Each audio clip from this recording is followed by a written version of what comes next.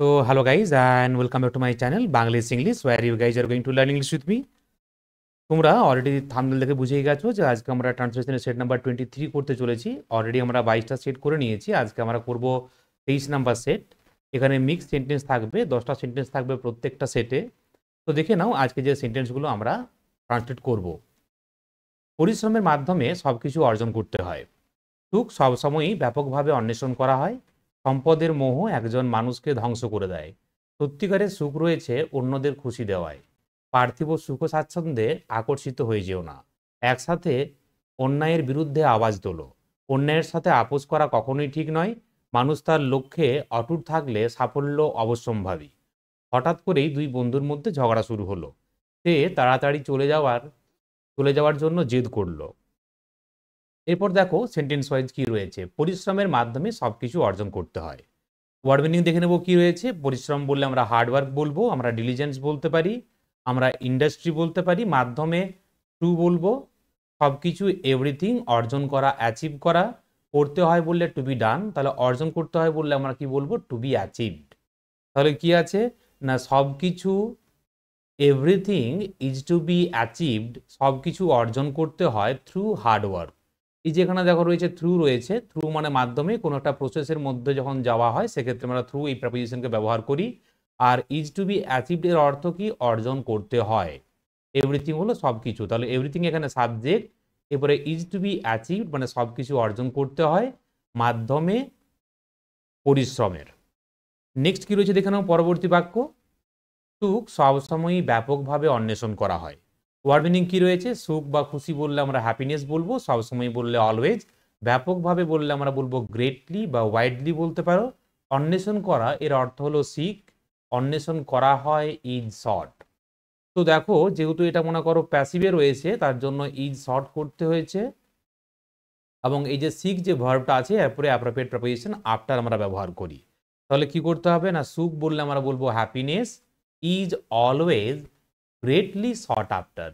তাহলে সিকের কিন্তু যে থার্ড ফর্মটা রয়েছে সেটা কিন্তু শর্ট হবে, সিক থেকে শর্ট শর্ট। তাহলে হ্যাপিনেস ইজ অলওয়েজ কি করা হয়, সুখ সবসময় ভীষণভাবে বা ব্যাপকভাবে খোঁজা হয় বা চাওয়া হয় বা অন্বেষণ করা হয়। নেক্সট কি রয়েছে দেখে নাও। সম্পদের মোহ একজন মানুষকে ধ্বংস করে দেয়। সম্পদ বললে আমরা ওয়েলথ বলবো, মোহ বললে ইনফ্যাচুয়েশন। সম্পদের মোহ, ইনফ্যাচুয়েশন ফর ওয়েলথ। দেখো এখানে শেষে র আছে, তাও কিন্তু আমরা এখানে ইনফ্যাচুয়েশন অফ ওয়েলথ আমরা কিন্তু বলতে পারছি না, যেহেতু ইনফ্যাচুয়েশন এই নাউনটা ফর এই অ্যাপ্রোপ্রিয়েট প্রিপোজিশনকে নেয়। একজন মানুষকে বললে হবে এ ম্যান, ধ্বংস করে দেওয়া বললে হবে রুইন। তাহলে পুরো বাক্যটা কিভাবে আমরা করব না, ইনফ্যাচুয়েশন ফর ওয়েলথ, তাহলে পুরোটা কিন্তু হয়ে গেল সাবজেক্ট। ইনফ্যাচুয়েশন ফর ওয়েলথ পুরোটা হয়ে গেল সাবজেক্ট, রুইনস এ পারসন মানে ধ্বংস করে দেয় একজন ব্যক্তিকে বা একজন মানুষকে।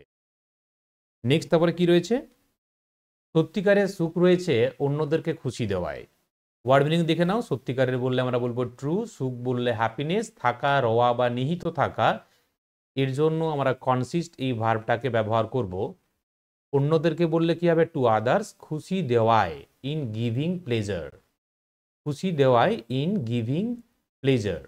তাহলে ওয়ার্ড মিনিং কি হবে না, ট্রু হ্যাপিনেস কনসিস্ট, দেখে নাও কনসিস্ট যে ভার্বটা আছে এরপরে অ্যাপ্রোপ্রিয়েট প্রিপোজিশন হিসেবে ইনকে আমরা ব্যবহার করছি, giving pleasure to others. The true happiness consist in giving pleasure to others.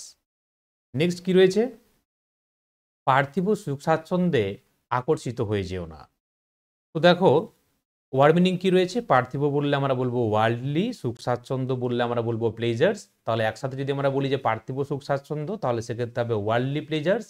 আকর্ষিত হয়ে যাওয়া, দেখো আকর্ষিত হওয়ার জন্য আমরা তো টু বি অ্যাট্রাক্টেড করতে পারতাম, কিন্তু আরো একটা ভালো ভার্ব রয়েছে হ্যাঙ্কার বলে যে ভার্বটা আছে, আকর্ষিত হয়ে যেও না, ডু নট হ্যাঙ্কার।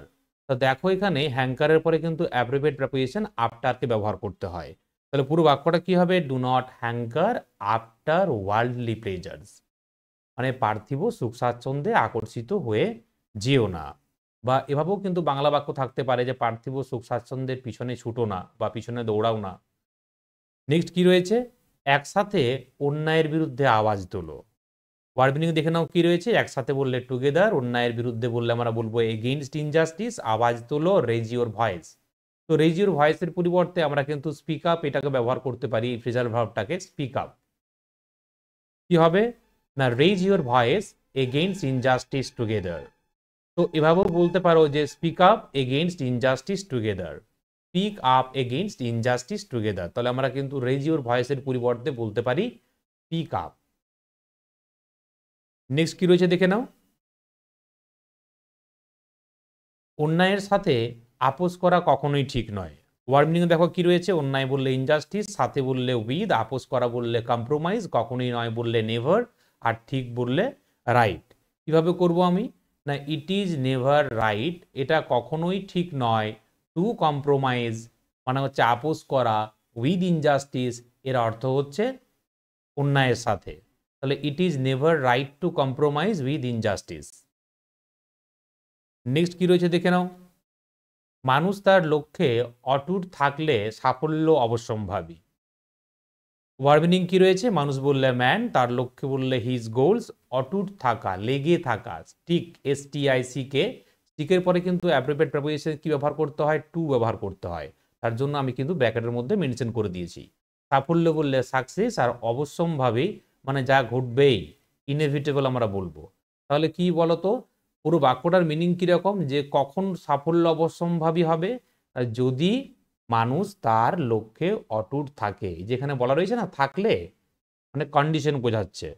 বাক্যটা কিভাবে আমরা করব, না সাফল্য হয় অবশ্যম্ভাবী, success is inevitable if a man বা if one sticks to his goals, if a man sticks to his goals. সাফল্য হয় অবশ্যম্ভাবী যদি একজন মানুষ তার লক্ষ্যে অটুট থাকে। নেক্সট কি রয়েছে দেখে নাও, হঠাৎ করেই দুই বন্ধুর মধ্যে ঝগড়া শুরু হলো। হঠাৎ করে শুরু হলে এর জন্য কিন্তু আমরা খুব ভালো একটা ফ্রেজাল ভার্ব ব্যবহার করতে পারি, স্প্রিং আপ।